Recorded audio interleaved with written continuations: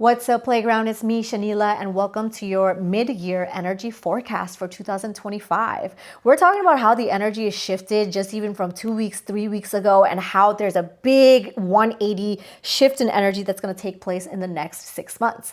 Now, if I can get on my high horse for a little bit, it's not really actually the middle of the year because celestially and cosmically speaking, the beginning of the year is March, spring equinox. And so we're kind of still in the beginning of the year, but calendar-wise, 2025-wise, we're smack dab in the middle, and both cosmically and calendarly, there's this big 180 shift that's happening. So we got to talk about it. Now, one thing I'm going to say to you is that anytime me and you talk about energy or astrology, I'm never here to scare you and be like, everything's breaking and like, life's gonna go to shit. I'm telling you, like, here's the energy, here's what's channeling through me, to me, for the collective, and you can take it or leave it and utilize the information in a way that is best suited for you and however it is that you want to use it for your life too, okay? Second thing I want to let you know is that I think we have to do some breathing before we get into this forecast, because my stomach, my chest, my throat, I'm feeling it from you. Even though like I'm sitting and like recording this to myself, I'm feeling your energy just being activated by the conversation that we're about to have. So if you would take a nice deep breath in through your nose and just pull this breath up all the way to the top of your head with me. And then hold this here, relax your shoulders, relax your face, hold, relax your heart, feeling free to even tap out your chest and your belly. And then exhale through your mouth and make a nice big sigh. Good, all the way down, exhale down. Good. So we gotta talk. All right, so a few weeks ago, I was talking to you about the summer solstice, right? And I told you about how there was karmic cycles that were coming to a close. And you can check out that video, check out that podcast episode, which would be right before this one. And one of the things I was mentioning to you is that the karmic cycles that you're closing don't necessarily close on the summer solstice. It's kind of this like peak moment of like, whoa, my big awareness of that. And then there's a little bit of residue that still lingers on after that. It's like the consequence of closing that cycle, or the emotional residue of closing that cycle, or just even like dealing with the repercussions of, whatever that cycle is. You're still going to be feeling that for the next, I would say, several weeks, if not several months. But with that closure comes new problems. Yay. There's this 180 energy that's going to start to happen, and you may have already started to feel that in the last 3 weeks.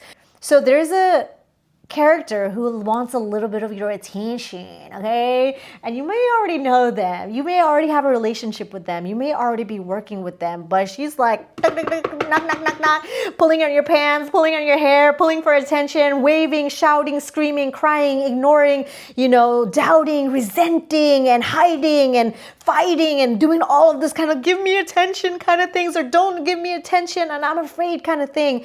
And it is your inner child. Your inner child is triggers as shit. Your inner child is triggered as fuck right now. And it's going to be so for the next few, okay? So there's different energies that we'll talk about when we get to it. This full moon, that full moon, this transit, that transit, and all these different things. But for the next 6 months, you can really, really count down this big, heavy presence of your inner child, okay? And it's surprising to some of you because you may have already been doing work with your inner child in terms of, talking to your inner child, and you thought you had a relationship with them, and you thought you were dealing with the wounds of the inner child, and you thought, but you thought wrong, bitch. Like, she, he, they, them, they're just like, oh no, like we weren't really feeling the things that we needed to feel. We were kind of surface level feeling that. We were kind of just scratching the surface of our abandonment. We were just scratching the surface of our rejection and our guilt and our shame and our trust and our neglect. We were just, playing it cute. And now that you've closed this karmic cycle, or a part of you, has, begun to, close that up, close that loop, this inner child says like, oh shit, now we can actually truly feel the things that we wanted to feel, that we need to feel, but we don't know how to feel. And the part of that is like, oh, I don't know how to do that though, because I don't really actually know how to feel my feelings, and I don't really know how to communicate what I actually need. So I'm going to avoid, and then the more that I avoid, the more guilt I feel, and the more shame I feel, and the more, and then it just like escalates into this thing. And this inner child is like, please give me a little bit of attention, even if it makes you have to go through and narrate some things that are not really comfortable.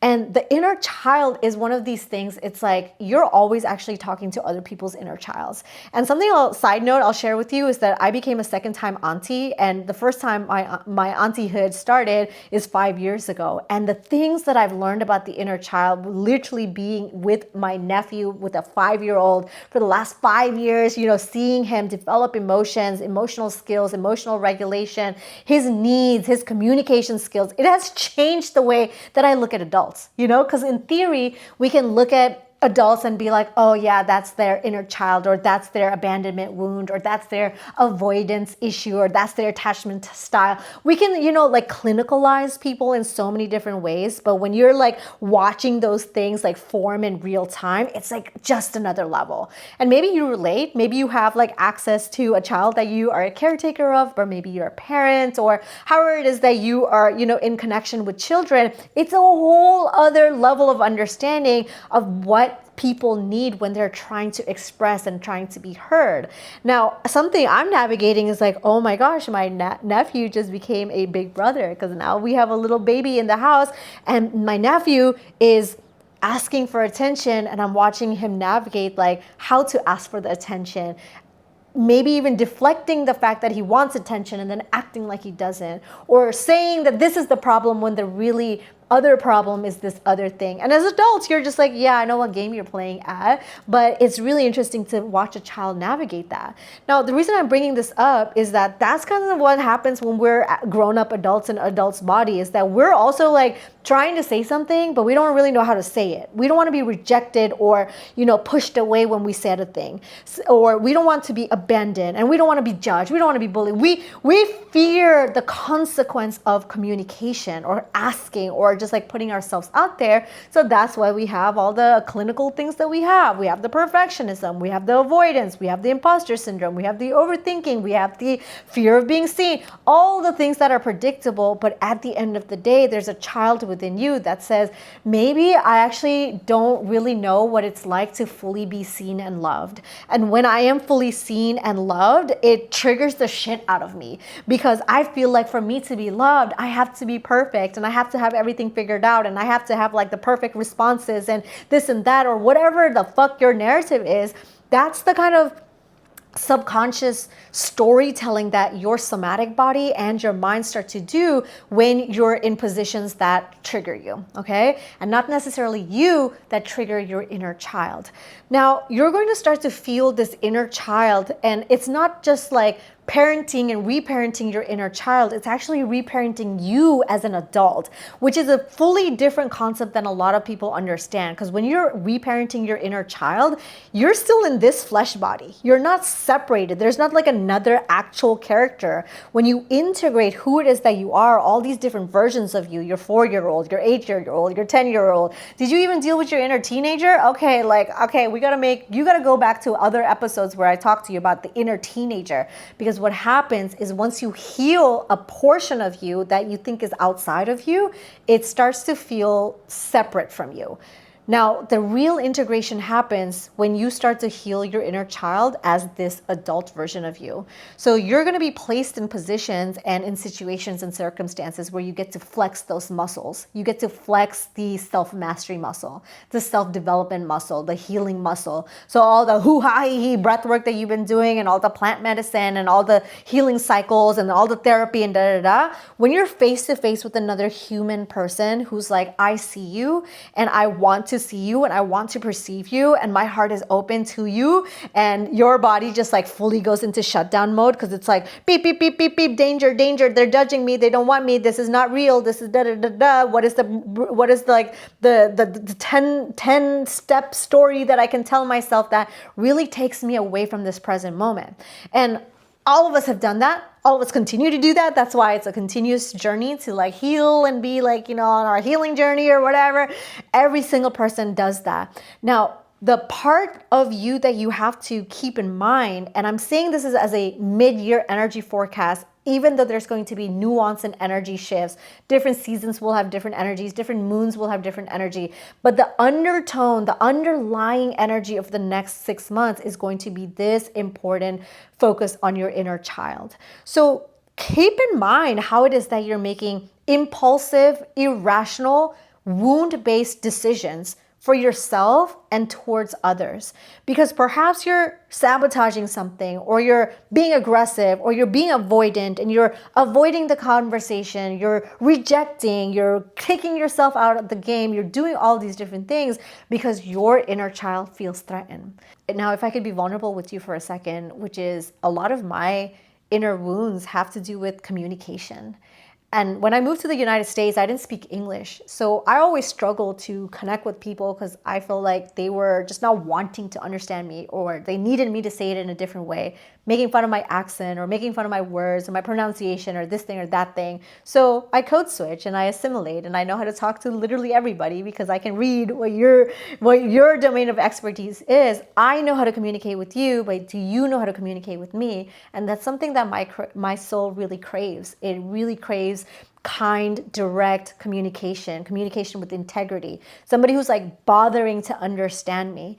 And when I'm being punished by silence, or, having indirect communication where I have to like read somebody's mind or read, what they meant, or read between the lines, I'm very direct. I'm very much like in-person problem solver. Like, hey, like, what did you mean? Like, hey, this is that.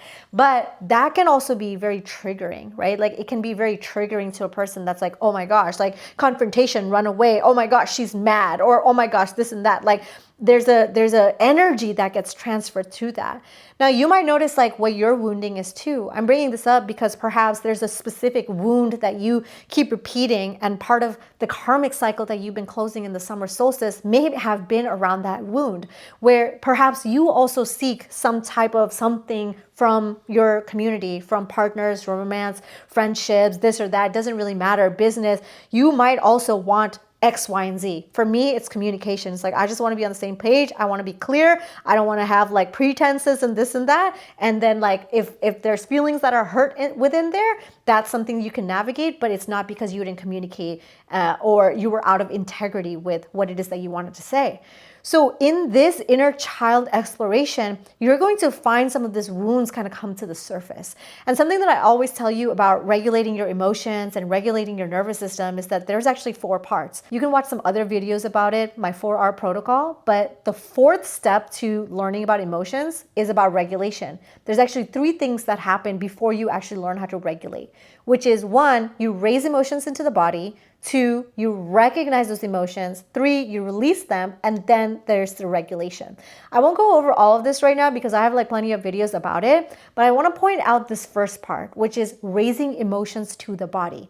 Many of us don't actually know how to do that because we fear our emotion. We think that regulating our emotions or regulating our nervous system is about calming things down or evading them or kind of like putting things to bay. So if we're sad, we regulate our nervous system so that we don't have to feel sadness. If we're angry, we regulate our nervous system so that we don't have to feel that. When actually it's the complete opposite. To regulate your nervous system, you have to raise emotions into the body.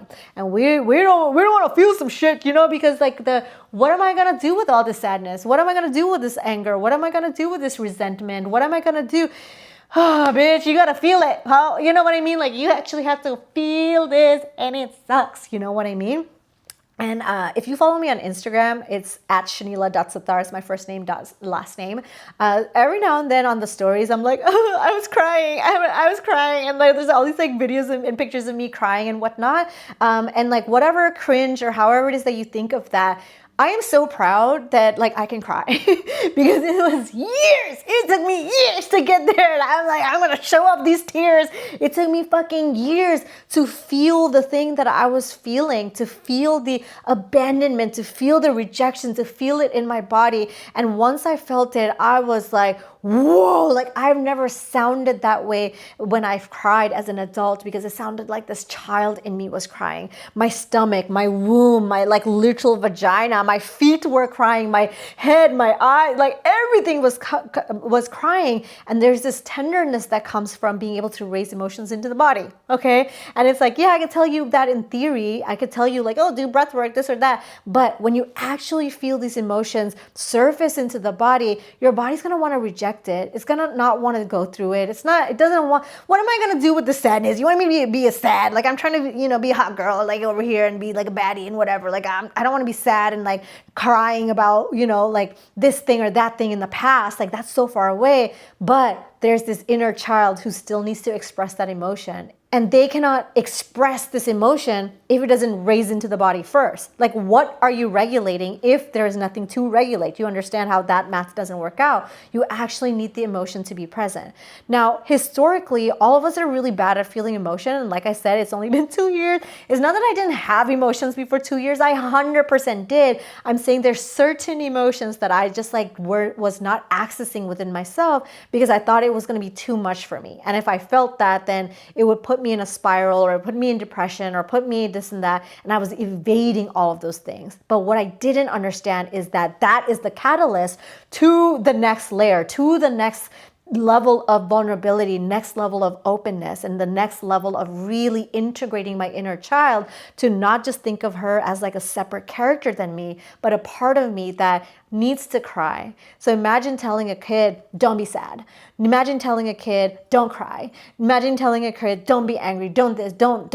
It's like, no, they need space to express that. Not maybe like recklessly all the time being angry, but like, why are you 5 and you're angry? Like, let's actually really observe and navigate that, because like you were not just like born an angry person. You had to develop this emotion. You had to develop this as a survival mechanism that, puts you in this kind of like defense mode. Okay.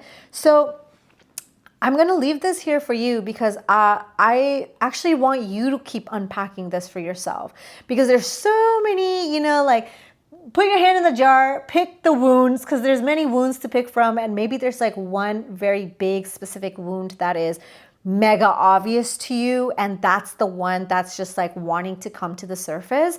I invite you for the next 6 months. It's not just like a day thing. It could be, you can make it, that process as well. But the next 6 months, just let those things come to the surface. So if you're feeling that sadness, let's feel it. If you're feeling that anger, let's feel it. If you're feeling shame, let's feel it. And it's not about like trying to fix something and like fix the inner child. Those things are band-aids. Those things come bite you in the ass later on when you go into the next level, the next layer of, feeling the emotion, which is actually to recognize. Again, we're not going to get into that, but this raising of the emotions is going to be a really big part of your next couple of months of energy healing, energy work, and just really navigating your own emotion. You might even notice, like, am I making decisions from this like wounded part of me? Am I making impulsive decisions? Am I self-sabotaging? Am I pushing people away? Am I fearing being perceived? Am I doing things that are from this wound? Or am I kind of trying to navigate it? Maybe I'm not doing it perfect. And I really commend you. Like, I understand the discomfort of like trying and then like not really landing it. There's like, oh shit, that was embarrassing. Like I understand that, but you cannot get better at feeling if you don't actually go through the first steps of trying. Okay. So do it bad, do it imperfectly, do it in a way that feels, nurturing and compassionate and integrity with where it is that you are in your process. So if there's somebody that you want to reconcile with or talk to or communicate with, but like right in this second, it's like, no, I'm acting out of my wounds. I'm acting out of my fears. I'm acting out of, part of me that doesn't feel like, is being heard or doesn't belong, and I'm dealing with insecurities, like, okay, let that simmer. Like, let's feel that insecurity, let's feel some of that, like, highs and lows, like big things happen and then immediately there's, life that happens. There's so much duality to the world. Yeah. So friends, I hope this conversation helps you out in some type of way. Now, I do want to hear from you in the comments. Is there an inner child message that's been like, hi, I'm here? Let me know in the comments what that message is. And if you're not already subscribed, go ahead and subscribe. What are you doing? Send this video to at least a few friends to say, hey, look, can we be kids together and work through our shit together? And trust, there's going to be a friend who's like, yeah, I'm working through this too. And friends, just remember, the world is your playground. And until next time, I will catch you soon.